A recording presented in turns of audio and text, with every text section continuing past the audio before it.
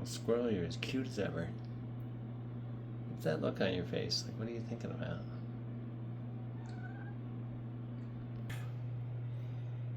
I'm worried about our place getting shot up tonight, too. Yeah. My downstairs neighbors must be into some gangstery stuff because last week I saw someone get beaten in the parking lot. There's constantly people sitting around down there waiting, guarding the place. One neighbor's always wearing plastic gloves. And this morning, 2 guys in a car showed up and were threatening to shoot the downstairs people directly below me at like 7 a.m. Got photos of them on my phone taken surreptitiously through the blinds. If I get shot tonight or if my cats get shot. Ugh. Having been in a house that was shot up in June of 2022, which my daughter almost died. It just fell out. What's going on, kitties? You all seem nervous, and it is after midnight. You can tell something's weird, huh? Sick of all this dumb gangstery crime stuff. Give me a break. Keep your stupid whatever you're doing away from the apartment where we live. There's kids, there's old people, there's all kinds of families that live in this cul-de-sac. No wonder that guy's always loitering out in his car in the front there. Now there's like a whole coterie of guards. What can I do? Guess I could keep the cats. Well, their litter boxes are over there, though. In that room in the corner. Otherwise, I'd just lock them out of this half of the apartment tonight. Anyway, let's review some books for younger readers. The rest of this shelf here that I took off. Oh, sweet pea. She's got those big kitten eyes. You okay? Oh, sweet squirrel. Mama on the fridge. What's up? You're so pretty. Ugh. Do the typical Albuquerque thing of hoping this all dies down. Hoping the right people get forced to move away or something. I still got PTSD from the June 2022 thing. As proven by the most recent spate of fireworks. Yep, still there. But these are some great book series. Honestly, every single pile here I thought about doing, given their own video to. Maybe I will.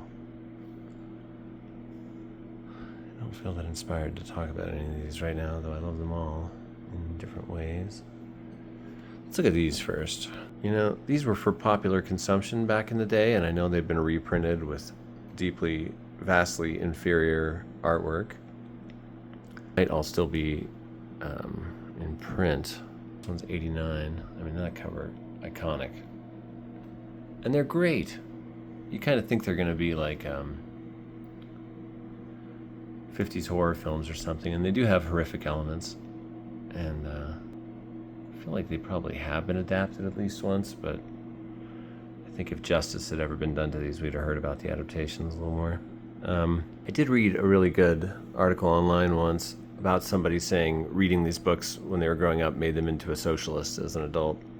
And I can totally see why. They have a really like kind of wonderful worldview to it. The aliens, spoiler alert, but they're studying Earth to find out if it should be destroyed or not. And these kids become aware of them when they just kind of start joking, our teacher's got to be an alien, right? They're so weird. But he really is. Then the series continues. Different kids get involved. As the series progresses, the kids end up on this intergalactic mothership and aware of the tests that Earth is being put through. And it culminates in this one here. And they're all great.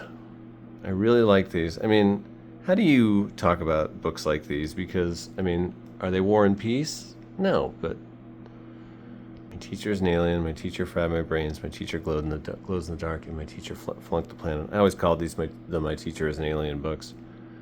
And I bet I read this whole series several times growing up, maybe 10 times. I mean, yeah. Let's pause. I mean, wow. These are excellent imaginative sci-fi for younger readers. I remember a lot of things from them. They've burned grooves into my brain. And Bruce Coville has written other good books too. He wrote that The Wishmaster that I like and I have in the book section for younger readers. He wrote a lot of stuff. He didn't write this at all. Bill Britton, who is that? Well, I did have more books by him, but there have been purges. Daughter and mother hanging out. Does your face justice, Prismo, and you always turn to the side. Show them your pretty velvet nose. Come here. 6th grade is just out of this world. Brains are sizzling in the 7th grade. Kidnapped in space? Alien invasion of Earth? Cover painting by Steve Fastener. Same. Stephen Fastener. Oh, I got a little more formal. Oh, cover painting by Jeffrey Lindbergh.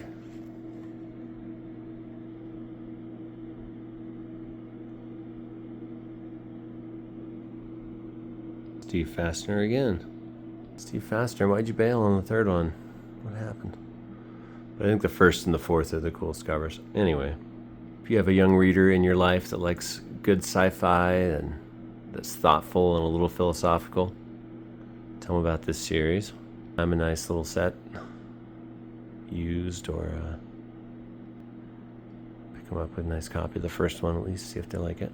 It's interesting getting older and, I'm 45, and watching the various decades and times in the culture be kind of reduced in memory. And like the 90s were all about grunge music and rave music. That's it. Really? What about the books? What were people reading? Like, people always talk about zombie movies in the early 2000s, and I'm like, how are we not talking about Max Brooks's books also? Those were the most popular zombie thing. Completely memory hold. Now, these are not exactly a series, but they're all so similar. Every Ruth Chu book is pretty much about 2 kids that encounter magic, often with a witchy figure. This one, they pick a little flower and it's magic, or they find it in a gumball machine. And it's an Earth star, and it can grow in size, and they can ride on it. What? Magic of the Black Mirror. I think this one has to do... They go to like a Native American settlement. And these books have real charm. Do-it-yourself magic. Tiny people in the castle.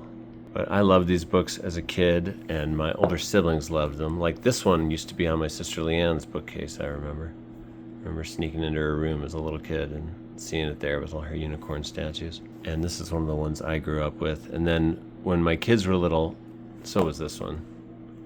But when my kids were little, I had tracked down like every Ruth Chu book I could find. I used paperbackswap.com, an excellent book trading site.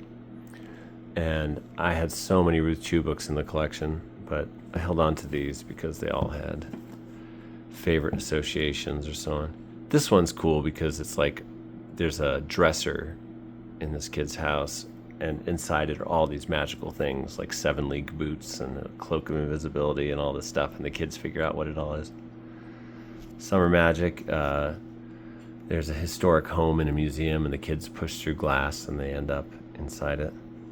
A lot of her books also take place in Central Park in New York. I think she lived around there. But, it's crazy how one moment you can be top in the bestseller lists for younger readers or for whoever, and then you get stuck in whatever rut, and